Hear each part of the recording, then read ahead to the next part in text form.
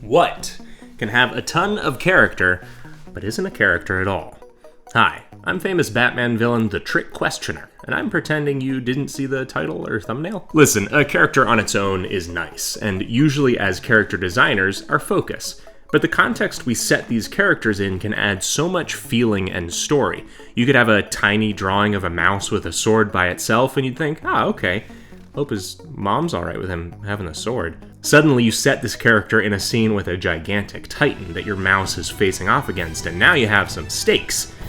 You've just been juxtaposed. The environment doesn't have to contrast the character, though. More often it's the trappings that help reinforce the story, feeling, or idea of the character. But there's a universal code that most artists live by, and it's this. Backgrounds are hard. So I totally get the sentiment. For someone that's put all their skill points into drawing characters, backgrounds and environments feel foreign and unforgiving. But what if I told you your credits were transferable? Environment art and backgrounds that accompany your characters are totally worth doing, and I want to ease you into it without overwhelming you with a couple of quick little tips. So first of all, if we're talking about a comic panel or an illustration, a lot of times the overwhelming part is thinking that you have to draw a completed house or a detailed car or something just as rendered and finished as your character. But that's not the case at all. I talk a lot on this channel about stagecraft, literally like a stage play. Do they have a completely immersive, realistic 3D world? No, they usually have just enough detail that you understand the setting, and it's all playing to one place, the fourth wall of the audience. That means it only has to make sense from that direction. In illustration, you can actually pull on this pretty directly. The same way that a cutout of a mountain can be placed behind characters in a play, you can use flat shapes to denote background elements. The important thing is that you stack them with a relative amount of perspective so that the depth in your image makes sense. In this Jambarella's illustration, for example, we're looking at the character from straight ahead at about eye level. If we want to figure out the perspective, we just lay down lines receding to the horizon from the ground. The relative lines on our dock make that easy for us. For our Plantstronaut from last video, we could easily add a few flat shapes to give him an extraplanetary setting, and we could add in detail from there. It doesn't have to be super complicated.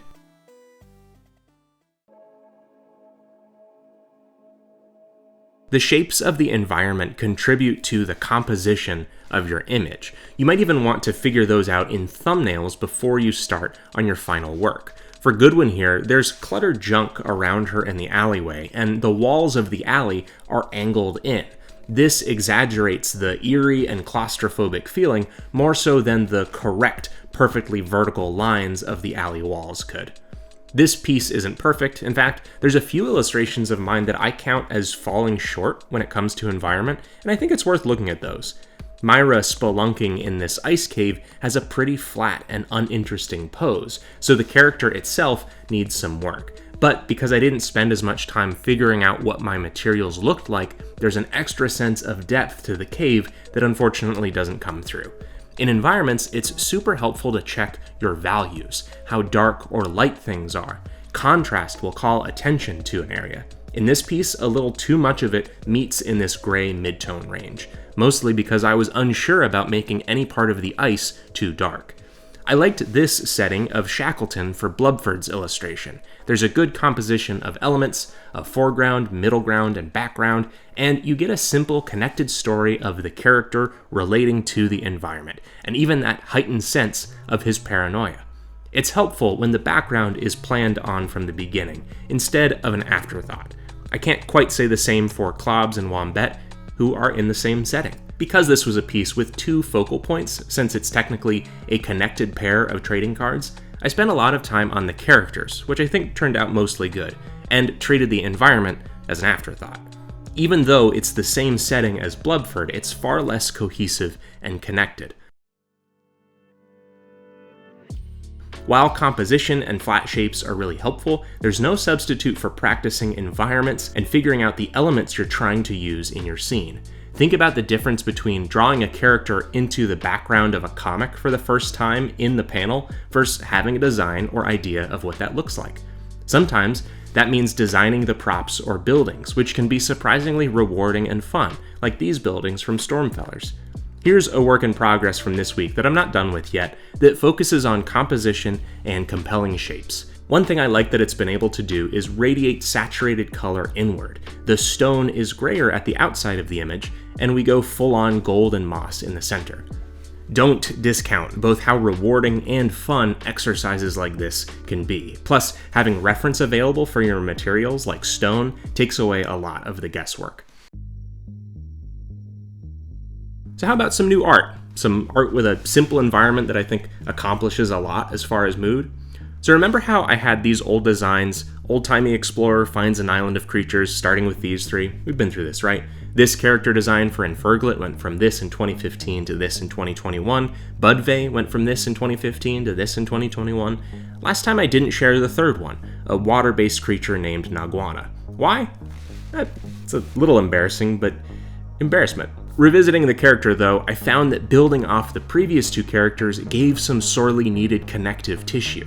I love incorporating themes of creativity into my stories, and so Inferglet representing that raw burst of passion and inspiration like flame, and Budve representing the slow growth of skills that blossom into great work, like well-pruned foliage.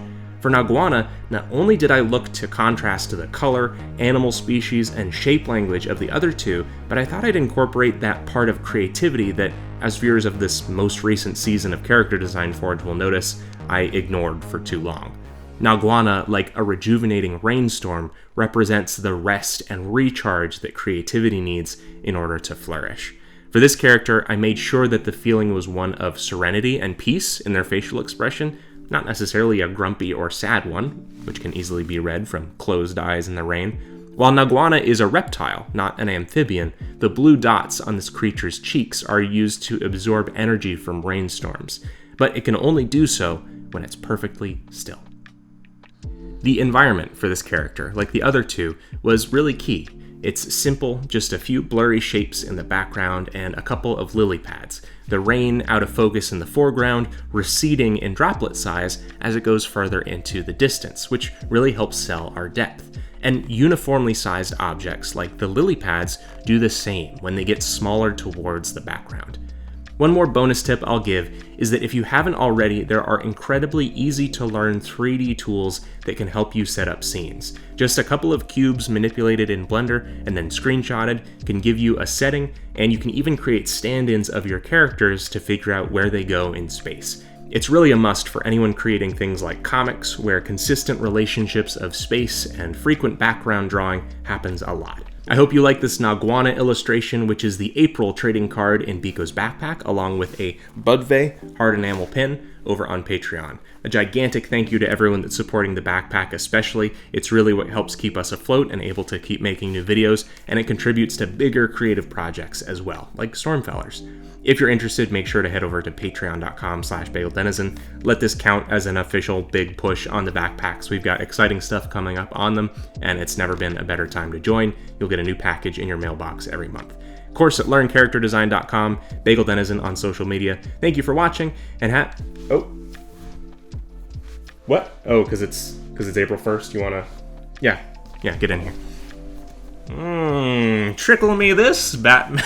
Trickle me this, Batman. It is I, your arch nemesis, the trick questioner. Listen, Batman. Do you think I've lost weight? Oh, so I was fat before.